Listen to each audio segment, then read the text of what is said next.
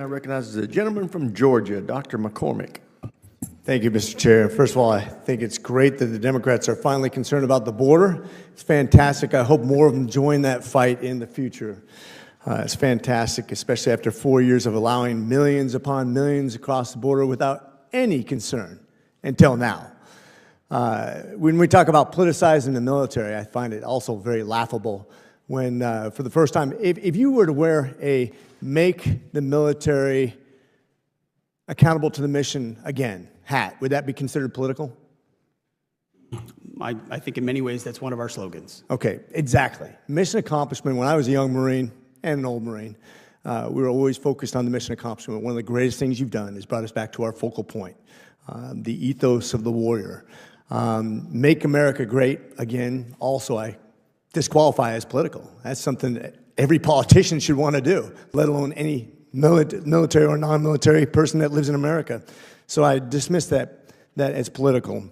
I'm glad that you brought the mission back to all services. As a matter of fact, when I was down at University of North Georgia and we challenged you to come down to one of the Elite Eight, I was really impressed. I've always made fun of the Army, no offense to my Army comrades, about their PT.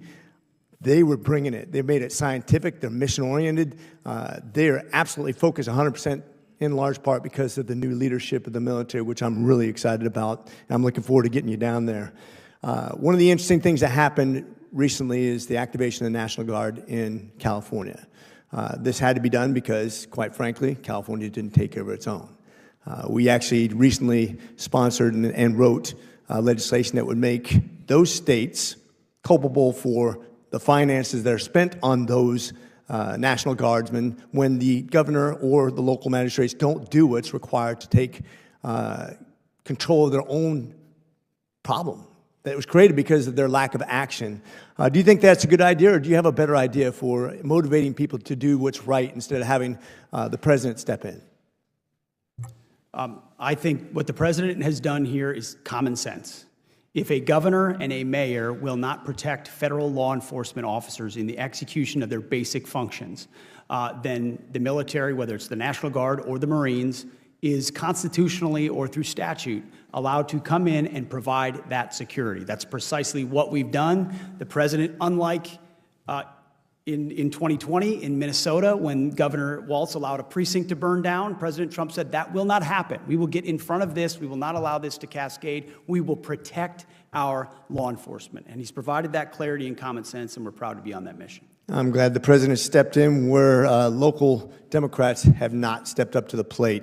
One of the things I noticed in my recent experience as a veteran is I had to go down to the DEER's office in person, take a half a day off. Now, luckily, I have staff that can help me arrange those things, but I had to send in a form where my son, just to prove my son's still in college, instead of emailing it or faxing it or whatever we do in the modern technology, I do it at the DMV. I would hope that you and your leadership would help us as veterans make it a much more friendly 21st century experience. And I would hope that you would look at that just in your administration. I appreciate you very much. Finally, I want to give you an opportunity to talk about a little bit about Ukraine. One of the things I've said all along is the president's one of the most peaceful presidents there is. When they worry about invasions of foreign countries, this president has avoided war like no other president in modern history. He has actually been very good at foreign relations despite his lack of previous experience. Now he has a lot of, and he did the Abraham Accords. One of the things that I thought would be interesting when we talk about peace from strength, the United States and Europe combined have a $50 trillion GDP. Russia has $2. We decimated them, we meaning the Ukrainian forces, with our support, decimated 50% of their armor and about 1 million casualties just based on the little bit they've given. Do you think, according to the Supreme Allied Commander who was testifying here before, that if we gave them wholesale support, we could end this war very quickly if Russia won't come to the table per President Trump's guidance? There are multiple ways in which we could help affect the front line and negotiations, and the department is prepared to support what might be necessary to do so, but our overall message is, and there's been billions spent already, and there are presidential drawdown authorities that exist right now that are still going in support of Ukraine, but our encouragement is that our European allies continue to step up as well. General Kane, what do you think about Ukraine? You got about 10 seconds, sorry. Well, sir, I think, you know, obviously the killing's got to stop on both sides, and that's, as all of us, thank you for your service as a warfighter knows. Gentleman's time's expired. Chair now recognizes the gentleman from Pennsylvania, Mr. DeLuzio.